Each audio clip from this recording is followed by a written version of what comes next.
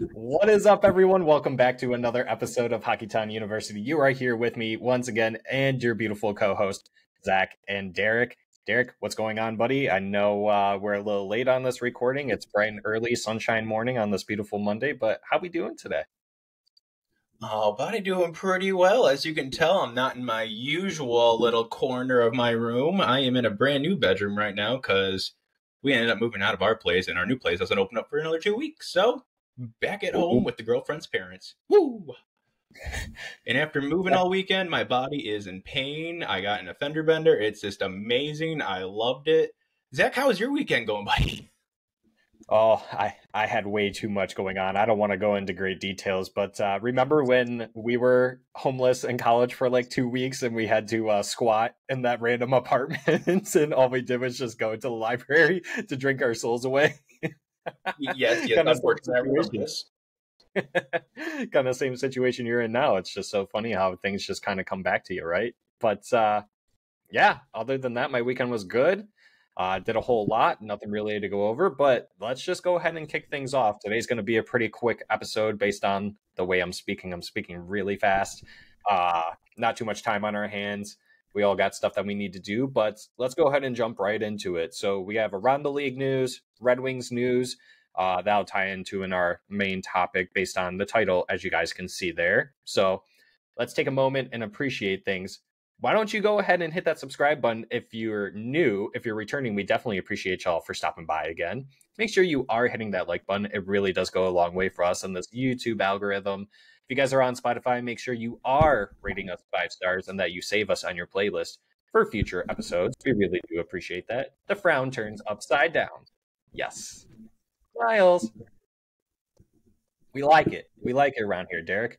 All right. So let's go ahead and talk about the Around the League news. We got a couple signings that we want to introduce out on the floor. So let's go ahead and start with Evan Bouchard, who signs with the Edmonton Oilers, 2 years, $3.9 million annual average. So Evan Bouchard, 23 years old, right-handed shooting defenseman, 6'3", 194 pounds, was drafted in 2018, 10th overall in the first round by Edmonton. Honestly, good deal for both sides. Evan Bouchard gets his bridge deal, or the Oilers get to save themselves a little bit of cap and say, hey, in 2 years when the cap goes up and we have more cap, you'll be able to make more. At least that's what they tell them, right? So we'll have to wait and see about that. But Evan Bouchard, yeah, in 184 games, has logged 89 points, 23 goals, 66 assists. This previous playoff stint, in 12 games, he had 4 goals, 13 assists, and 17 points.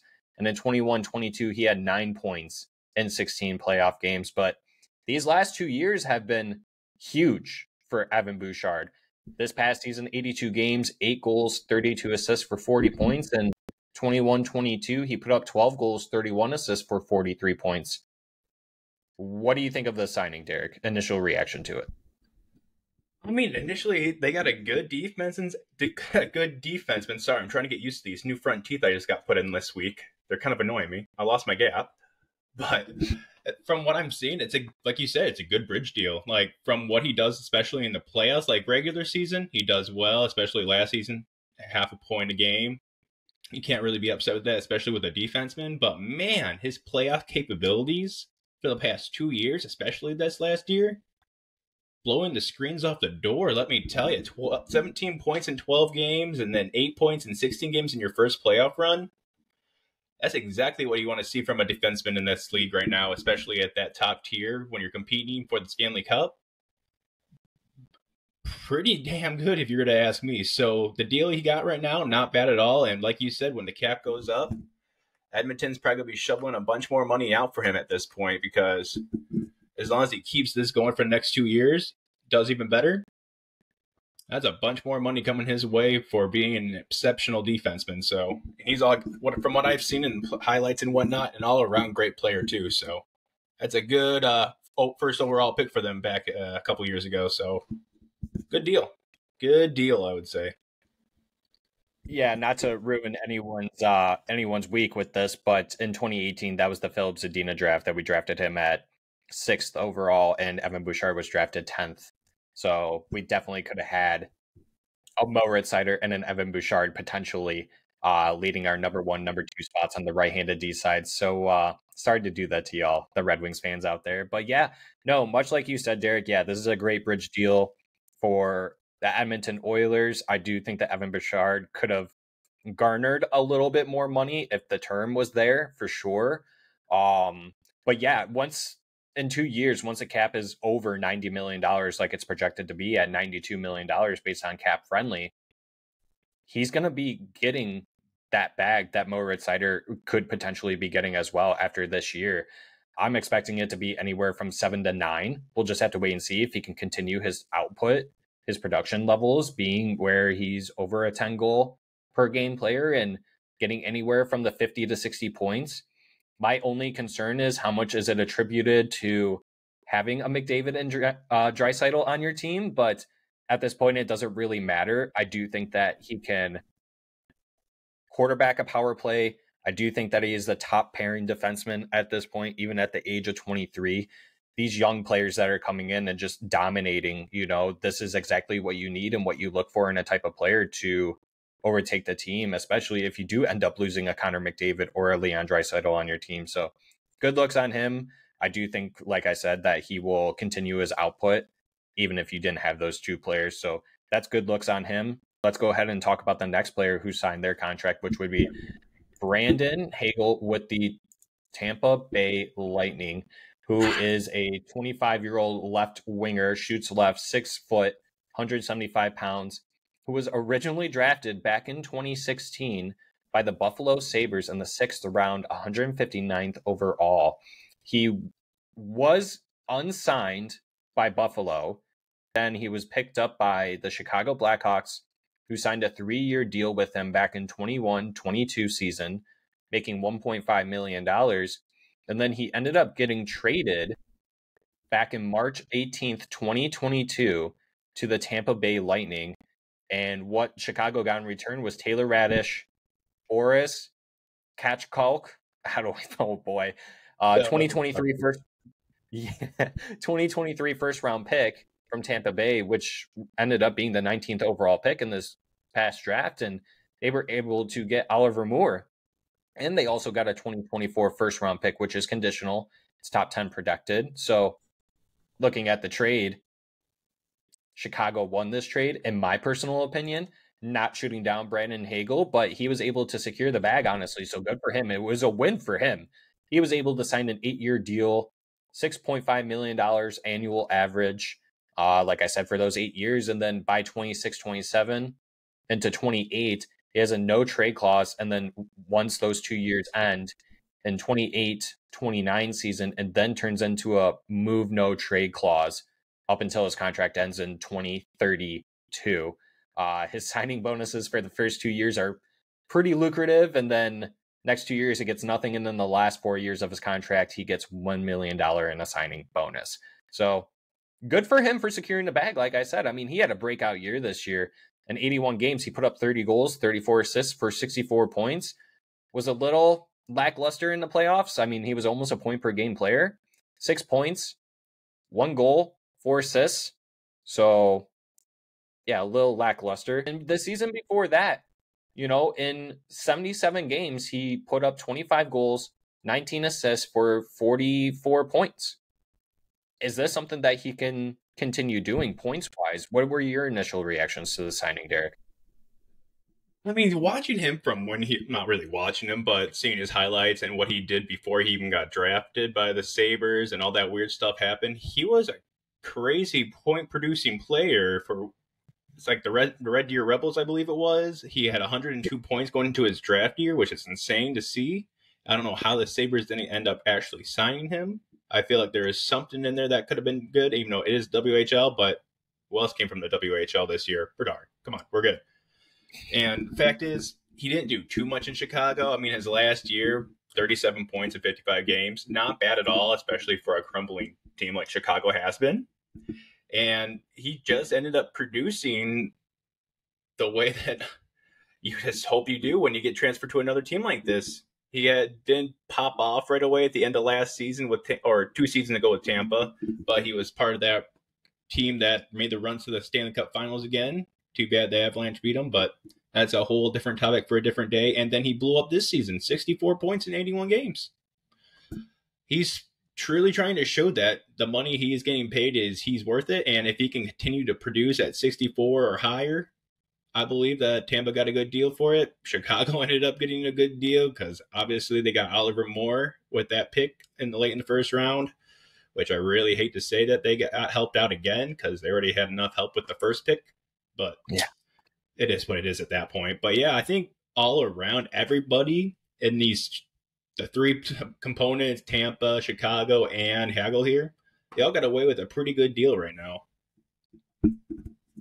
Yeah. Like I said, I mean, this is no disrespect to Brandon Hagel. I do think that this is a little, in terms of the term, I think it's a little much. 8 years. I don't know why they continue to keep on signing these players to 8 years. Nicholas Paul, Anthony Cirelli. These are all really good players, but right now they're almost $7 million over the cap hit right now. Going into next season, they have barely just over $11 million. They have a lot of high-paid players, so I don't know how they can continue doing this. Eventually, something's going to have to give, but I'm definitely interested to see how Brandon Hagel goes into this season with this new deal that begins next year. His cap hit still currently hits at $1.5 million. But yeah, like I said, I'm very curious to see how his production output is for next season, where he stands in the lineup. If you're paying him $6.5 million, he's got to be a top 6 player at this point. So hopefully he can continue to do that. But looking at this contract, this really isn't too far off from what Lucas Raymond could potentially be asking for, right? Someone who's 3 years younger, actually, I believe. The similar output, hasn't been able to get 30 goals in the season yet, but there's a reason why he hasn't signed yet, because there is the potential that he could potentially get there this season. So what do you guys think about that? Is this a good Lucas Raymond comparable to what he could be asking for come his signing towards the end of the season, maybe mid-season? We'll just have to wait and see. So let's go ahead and jump into the final player, the man of the hour himself, Auston Matthews, who signs a 4-year deal, $13.25 million with the Toronto Maple Leafs.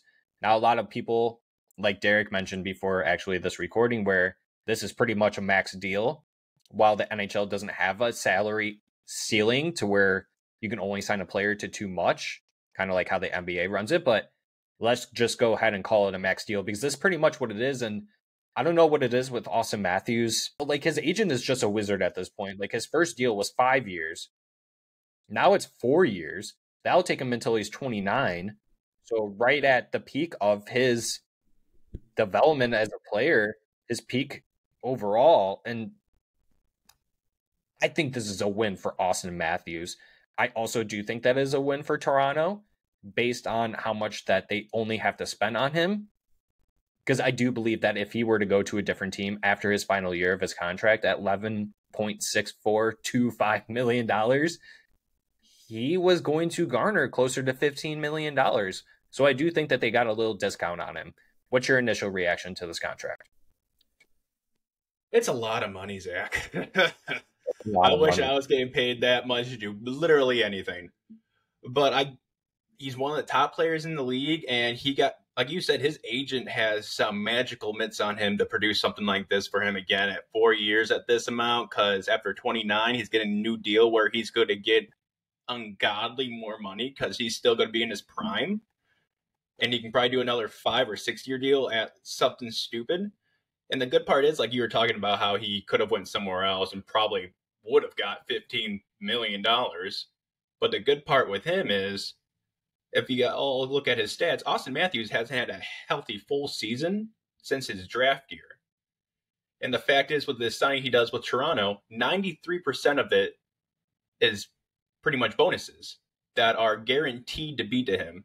So the fact is, even if he can't play a full year, he doesn't lose any money. He gets all this money going right into his pocket no matter what happens at this point, which is exactly what I believe Auston Matthews' agent was probably looking at. It's like, buddy, you don't play too much in the full seasons anymore. We got to make sure that you're going to be protected, because people elsewhere are going to be taking your money back if you don't. He's like, yep, you're right. Signing bonuses for days. Get me the money. And he gets to stay at home. And Toronto, unfortunately. They can, I guess, have them up there, whatever. But I think all around, both sides pretty much made out pretty well there. A little price cut for Toronto, a nice bump up for Auston Matthews, and then, like we said, turns 29. Got to get a massive new deal with them. He's probably not going anywhere anytime soon. That is their staple over there for Toronto, Auston Matthews all the way. So at the end of it, good deal for both sides. Unfortunately, it has nothing to do with the Red Wings, so I'm not too excited about it. But, cool breakthrough deal. Never seen that number in the NHL. We're almost there to the NBA level. Not really at all, but we're getting there, guys. One day soon. Yeah, someone on Twitter posted like his relative cap hit to like other leagues in the United States. Like he's like the 118th. He would be the 118th highest paid player in the NBA. And then like they did like a couple others for like the MLB, and then for football. Anyways, yeah, it was just like stupid, ridiculous. Like how hockey is the most expensive sport to play, but they are the least paid, minus the MLS, obviously, in terms of sports in the United States. How does that even work? That just shows you how bad the NHL really is at making money, and their marketing is just really bad. So I thought that was really funny when I saw that. But yeah, talking about Auston Matthews, like you said, he hasn't played a full season since his rookie year back in 2016-17, where he put up 69 points and he put up 40 goals. But you look at his stats, his just resume as a player. I mean, ever since that first season, he's been well over a point per game player. In 62 games, 2017-18, he got 63 points. Next season, 68 games, 73 points. Next season, 70 games, 80 points. Next season, in the COVID year, 2020-21, 52 games, 66 points. Then just boomed out of nowhere for 73 games, 60 goals, 46 assists for 106 points. And then this season, his goal total definitely dropped by a huge margin of 20 goals, where he got 40 goals, 45 assists, and 85 points in 74 games. But yeah, you're right. That's kind of a situation to be had, right? But at that point, like, he might be getting injured, but at least he can come back and still produce like he never got injured in the first place. So, like you mentioned, it's a great deal for both sides, honestly. However, I'm sad that it is with Toronto. I wish it was with a different team, like the Red Wings. We would have loved you here, buddy. But now this just creates more issues in Toronto, right? You still got Mitch Marner, who needs to be signed eventually. You got Nylander, who needs to be signed eventually. They really do hope that cap will go up to $92 million, don't they? So that way they can at least secure one of the two guys that I just mentioned between Marner and Nylander. So, but for someone like Auston Matthews, I do think this is a great deal. However, he just needs to show up a little bit more in the playoffs. Granted, he is basically a point per game player in the playoffs. Last 2 seasons, he's got 21 points in 18 games played for the playoffs. They just got to make it out of the second round. But I don't think that signing someone to $13.25 million is going to secure you out of the second round. So you got to build a little bit better around that. So if you can move one of those 2 players that I mentioned, I think that's a great way to start doing that. So let's go ahead and talk about some Red Wings news, Derek. And then that'll tie into our main topic that we're talking about, like it's mentioned in the header of this episode. So if you guys haven't noticed already, I have been going on social media and posting all the pictures about our community tab that we are doing. Corey Pronman of The Athletic came out saying that the Red Wings pipeline for the Red Wings U23 players is ranked 8th amongst the 32 teams in the NHL. So you're in the 1/3 category, right? You're in the top 1/3. So that's great to see, right? So we are doing a little community tab voting poll to allow you, the fans, to vote for the top 15 U23 players in the Detroit Red Wings pipeline. So if you guys haven't already, go ahead and check that out. Go vote. Let us know who you think are the top 15 prospects in the pipeline. So let's go ahead and jump into Joe Veleno. We were wrong. He didn't get traded. No, he did not. He did get signed.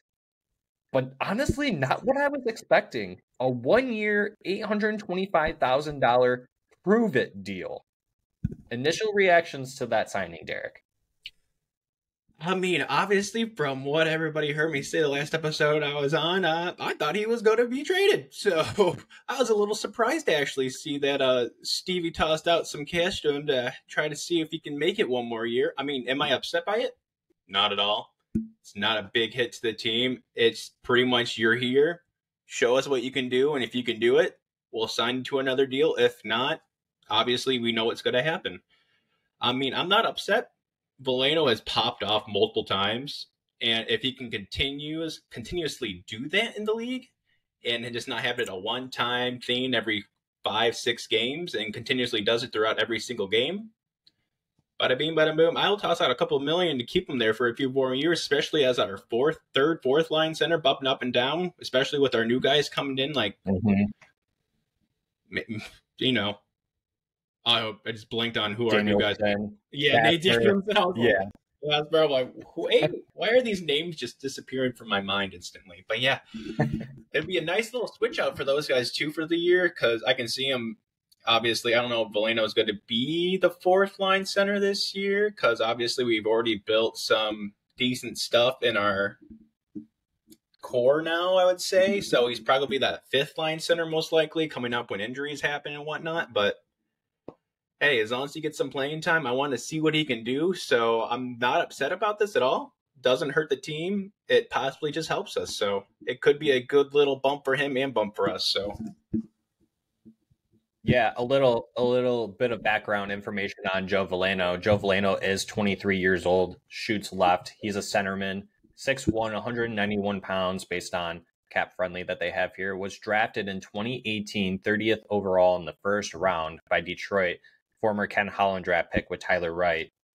Great. So Joe Veleno, for those of you that don't remember, he was a highly touted prospect at one point and was potentially going to be a top 10 pick because of his exceptional status that he was able to garner back in the QMJHL when he played for Drummondville.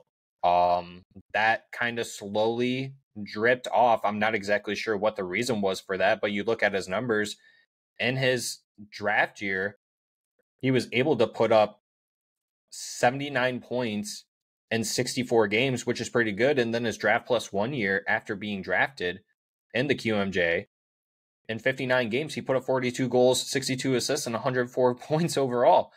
Then he moves on and gets to play in Grand Rapids for a whole entire season. In 54 games, he put up 23 points. He was a minus 25, but he had to work on his defensive game a little bit. But also remembering the fact that the Grand Rapids Griffins weren't really a good team back then either. I mean, we continuously talk about this, where you had to play with players like Evgeny Svechnikov, Dennis Chalowski, Philip Zadina, all Ken Holland, Tyler Wright prospects that just never really seemed to develop the way that we expected them to. And I don't know if that's because we just pushed them a little too hard or we just weren't developing properly. But I like Joe Veleno as a player. In 152 games so far with the Detroit Red Wings, he's put up 18 goals, 18 assists for 36 points, only a minus 26, but he's never really played anything more than third line center, right? So this last season, in 81 games, he almost got to play a full entire season, but he only put up 9 goals, 11 assists for 20 points in those 81 games. He was a minus 12, and he ended up getting 30 penalty minutes. When he got to play for Canada in the World Championship, 5 games played, he put up 5 points. So the production is there. And for those of you that don't remember, that was when he stomped on someone's leg with his skate too. So I wonder if this deal kind of had to be maneuvered because of that situation. Steve Yzerman probably wasn't too happy about that. So giving them the scary eyes like Michael Rasmussen would to someone on the ice. But no, I love Joe Veleno's game. He's a great 200-foot player. But based on the numbers, and he just hasn't done anything to insert himself truly into the lineup to say, okay, I belong here, right? Or at least nothing more than a fourth line player. These numbers scream fourth line centerman to me. This is what you expect out of your fourth line players. 20 points minimum, right? So, and like you said, Derek, I do really think that at this point, right now, going into training camp and then starting the season, he probably will be the fifth line center.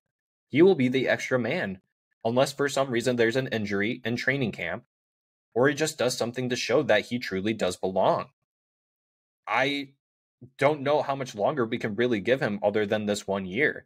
As like you said, I'd love to give him a little bit more money and keep him for a little bit longer and keep him as a bottom 4C or at most a top 3C. But when you have players like Nate Danielson and Marco Kasper that will take over and bump you down in the pipeline, you have to do something as a player. But he does seem to be situationally aware of the situation that he's in, right? So he understands that he has to have a big year if he wants to stay with this club. I do think that if it doesn't work out here, he will be able to get a contract with someone else, maybe like the Boston Bruins, who do need center help. But there are plenty of other teams too, right? Maybe Chicago. Teams that need young players to actually get into the lineup, play night in, night out, be serviceable players. But I don't want that. I want him to stay with us because I don't want another failed prospect, so to say, right? Failed quote unquote prospect from the Ken Holland, Tyler Wright era. We don't need to get rid of another. It's okay. No, exactly. And so, like I said, I really like Joe Veleno as a player. I like towards the end of this season when he had to get bumped up and play a little bit larger role due to injuries, and then playing with a player like Jonathan Berger and Yanni Burgers. There was some fantastic chemistry there between them, and Joe Veleno was actually going out there and putting in some work. Like there were some pretty good dangles and like good puck handling skills from him. Honestly, I really do think that if he's able to get closer to the 30-point mark this season, I do think that there is an opportunity for him to sign a 2-year deal with us. But it's not going to be much. It'll probably be $1.5 million, right? Which is kind of closer to what I was expecting him to get this year. Yzerman obviously said otherwise. He's like, no, I'm just going to cut that in half right now, buddy. I'm going to slow you down a little bit. I'm going to cut you at the kneecaps, and I want to see what you can do. Almost kind of like a Dan Campbell, bite him in the kneecap situation, So I don't really know what else he has to do here other than just kind of show up. Show that you're a really good 200-foot centerman, but also show that you can be a point producer as well. And I get it. You need better line mates, and we got them. So now's your opportunity to shine. So what do you think about Joe Veleno, and where do you think he's going to end up after this season? How many games do you think he's going to play, Derek? Man, see, that's just a hard question to go over because obviously I personally believe he's going to be in Grand Rapids for most of the year, no matter what. And I'm hoping when he's down there, he just blows it the fuck up and just makes it look like he doesn't belong down that league. And when he comes up, I hope he does. The game just translates back and forth a lot better than it usually does for him. That's what I'm hoping to see out of him this year. Again, after last year, I don't have too many hopes anymore for pretty much anything at this point. I'm just going to go with the flow and pray that something turns out great. Yzerman got a good deal out of him. Probably not what Veleno was hoping, but he knew it was probably going to be a lot lower at the end of everything just because of his production that he's given us so far. And as long as he comes out and does prove it to us that he belongs, I think you're right. Like a $1.5 million deal for 2 years, keep him as our fourth line center, see if he can keep producing until our younger guys are ready to come up. Because after that 2-year deal, we'll see Nate Danielson, Kasper, and all these guys are ready to go up to the NHL, hopefully. And at that point, Veleno, where are you going to be? Because obviously those are the bottom 2 roles that they would fill in, and we won't really have a spot for him anymore. So we got to see what he can do. As long as he is able to bring the game that hopefully we know he has, it's going to be a different story for him in the long run. But as of right now, don't want to see him getting traded. But if he doesn't produce, obviously I do see him going to like Boston or Chicago, even though Chicago, they have a nice pipeline of centers now too. Thanks to the nice draft lottery they won. God love it. Yeah, I think you make a good point. Yeah, there is a good potential of him being traded still. Honestly, I think that if he can't really insert himself in a lineup come training camp, start of the season, whatever, and he just keeps on getting bumped out, because I don't think that there's an opportunity for him to even go to Grand Rapids, because he would have to go through waivers, and I'm sure another team will gladly take him at his cap hit, right? It's not even $900,000. So I think Grand Rapids is out of the question at this point. It's either you stick with the club or you get traded at this point, because they can't let him go for free. I can't imagine that they would either, right? It's kind of like the same thing with Hellberg when they had to send Nedeljkovic down. And because they knew that no other teams were going to take him at that cap hit. There's a reason why he signed with the Pittsburgh Penguins for such a cheap deal, right? Because his contract situation was just a little too lucrative for the other teams in the league, especially when you're midway through the season and you don't have much roster flexibility or the cap space. But yeah, I think that he needs to put his scoring ability right where his mouth is, his overall play right where his mouth is, and show that he needs to, or show that he can garner a better contract that's well over $900,000. What is it exactly that he makes? $825,000. Joe Veleno, we know you can do better than this. But like I said, him being situationally aware of what's going on and what he needs to do, I think that that's a great sign that a big year is to come from him. Like I said, I think if he can get closer to the 30 points, it needs to be over 30 points. It really does if he wants to secure a mini bag with the Detroit Red Wings. Because these types of players, they're out in free agency. You can get them every single year. Like you can go get it. It's basically like a Christian Fisher situation, right? Where you can sign him for like $1.5 million for 1 year. And if that's what you got to do for your 4C, so be it if you got to change your 4C every single year. But this is exactly what Joe Veleno needs to do, is go to work every day, showcase that you belong on this team, and that you can be better than a 4C. You got to try and be a 2C at this point in your career where you're on a prove-it deal, show that you can put up closer to 40 points, and you'll be able to get that contract that you've been wanting. So we'll just have to wait and see. But I do think that there's an opportunity for him to get traded at the trade deadline where maybe the Red Wings are contending for a playoff spot and the Red Wings see an opportunity where you send a second-round pick and then you send Joe Veleno off to whatever team for a player that you so desperately need. I'd be okay with that. I honestly would be okay with that, especially if it means that you're getting into the playoffs. We have to go over the fact, too, with everybody. Even if he blows up this season and, throws up 40, 50 points, he still could be traded as well, because at that point now you have a very lucrative offering to send somewhere else for very cheap right now for you, but you have in return get something excessively higher end back. So it's going to be a mismatch of things. If he does what he's supposed to do, he could stay with the team. But you got to remember how much room are we going to have for him in a couple years down the road, too. That the Irishman would want to sacrifice that much time, that many years for somebody who is probably going to get pushed down anyways. But, still hoping all the best at this point. Hopefully he just takes all that energy that he used to kick that guy's leg with his skate and put it into his stick for a slap shot and just scores a bunch of goals. That's all I'm hoping for. Oh man. Yeah, no, and you're right in that part, right? Is that like, where does he fit in this grand scheme of things even 3 years from now? Like you mentioned, you got Marco Kasper, you got Nate Danielson, you even got Amadeus Lombardi if you want to peg him as a center. Yep. We have a couple other center options that we could utilize at our expense that come in a lot cheaper.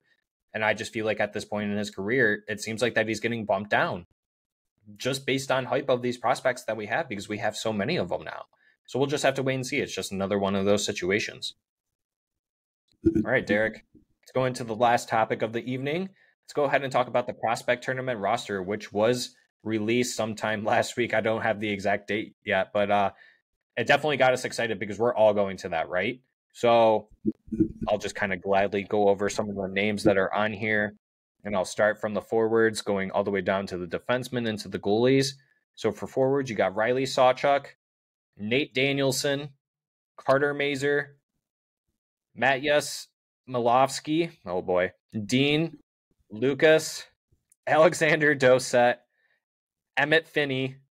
I don't know if you remember, we talked about him and we couldn't figure out his last name. Emmett Finney, Cross Hannes, Amadeus Lombardi, Israel Manscombe.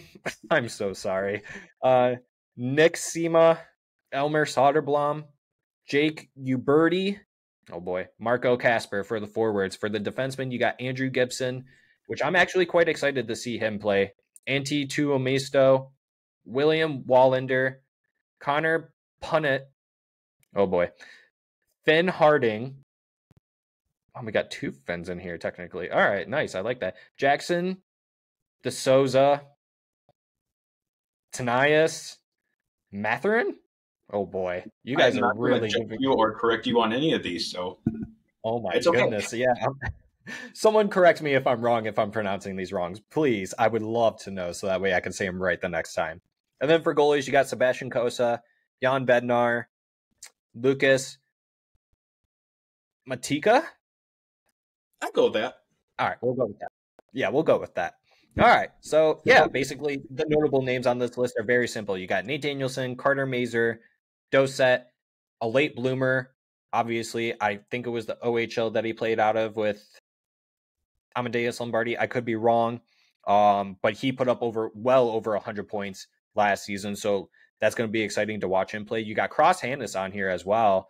I'm pretty curious as to why he might be on here, considering that he did play with Grand Rapids. I know that he was injured, but it's really interesting to see him here on this list. Amadeus Lombardi, that's someone we should all be excited about being on this list. Another name I'm really surprised to see on this list is Elmer Soderblom.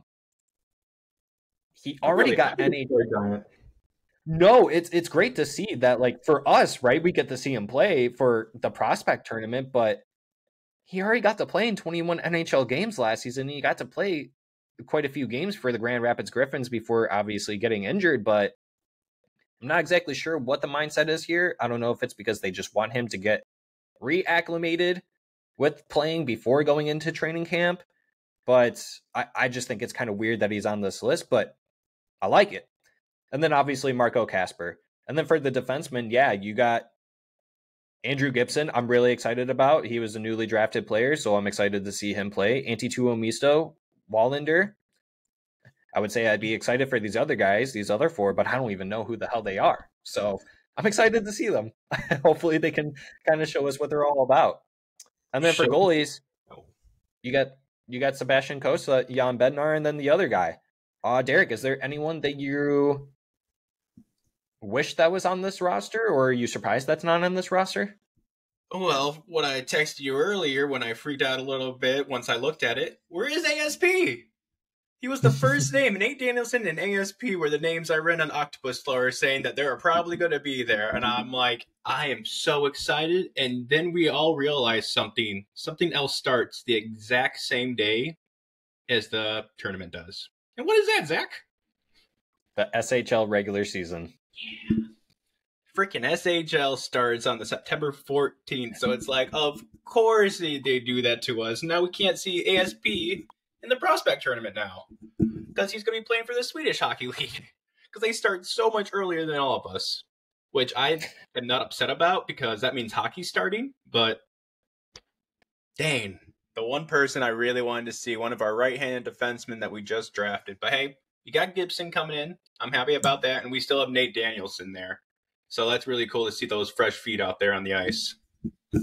Yeah, no, you're right. Yeah, I am kind of sad that ASP isn't on here. I was really hoping Trey Augustine was going to be able to make it to this prospect tournament, and I'm assuming he's not on this list due to the fact that he will be playing in college. I'm not exactly sure when that season starts, but you got to give him some time to rest. I'm sure that that's partially the reason he wants to acclimate with, the college life, being at Michigan State University. They're brand new. I don't know if you saw the pictures of that new arena, Derek, but lucky fella. Him and Red Savage are going to love it there. That was a beautiful arena. All the setups that they have. If you guys haven't seen it, just go look up their new ice arena. It's magnificent. That's what $30 million can buy you. Holy crap. Yeah, it was amazing, honestly. But yeah, Trey Augustine would be the player that I'm surprised isn't really on this list. But once again, it's probably because he is going off to college. One player that I'm really excited to watch, like I said, I think, not to be too obvious with it, I really do want to see Alexander Doset out there. Obviously, Nate Danielson, I'm really excited to see out there as well, because I think he's a player that could sneak into the Red Wings roster come opening night, because he does have that situation where he can't go directly to Grand Rapids, but he can make the jump to the NHL. And then before his 9 games is up, the Red Wings can send him back going to play for his club in the WHL. So look for that, honestly. I'm just really excited. Which player are you most excited about to watch, Derek? Oh, I'm going to go. If you want to go back to the beginning episodes of all of this stuff that we're doing right now, Lombardi was the guy I spoke about originally. And I'm excited that he's made it all the way up to this. So he's the one guy I want to see out there on the ice. I want to see if he can produce the way that he's been doing over the last year. Because holy crap, what a blow up there. What an underdog story for that kid. I love it. And I want to see him out in the ice just dangling through everybody just so it's like, yes, look at him. Hard work pays off. He pushed himself. He's a tiny little dude, but man, he is a little shit rocket out there, especially this last year. So I'm excited to see what he can do on the ice too. Yeah, and I want to see Elmer Soderblom. I want to see if he's been able to be able to work more into his frame. Being 6'8" is not easy. I'm sure it took him some time to get used to being that size because I'm pretty sure when he got drafted, he was listed as like 6'6", so he continued growing, right? And so that takes time, right? Like you're not used to your body at that point, especially when you're 17, 18 years old. So adding on the summer to being able to do some workouts, get acclimated with how your body works on the ice. Hopefully he can kind of go out there and just start bullying some of the players like he did when he did play in the NHL for us for those first 21 games where it was tough to get him off the puck. But sometimes being that size, it can be easy to get him off the puck because he's not used to his body. So that's what I'm looking for. I'm hoping that he can do a Michigan goal for us or something, just kind of tuck one between his legs, put it top shelf like he did in the World Junior Championship a couple years back. So there's a lot to be excited about. We're really excited to be there. If y'all are going to the Traverse City Prospect Tournament, let us know down in the comments. We would love to meet y'all up, have a drink with you guys, do whatever, just talk about Red Wings hockey, just talk about hockey in general as well. Derek, that's it, buddy. I think that's all we got. You got anything else? No, buddy. It's as usual, not too much going on in the hockey world. So I think we covered all the bases, especially for the Red Wings at this point. So hopefully some more news eventually pops up that we can bring y'all. But until then, we'll just keep covering everything we can. Yeah, honestly, we're getting close, people. Just a couple more weeks until the prospect tournament, 2 more weeks. That's kind of when it's going to start feeling that hockey's getting closer. Football season's just right around the corner. College football just started this past weekend. NFL starts. The Lions play their first game on the 7th, I believe. So it's getting pretty close, people. We're almost there, almost to fall time.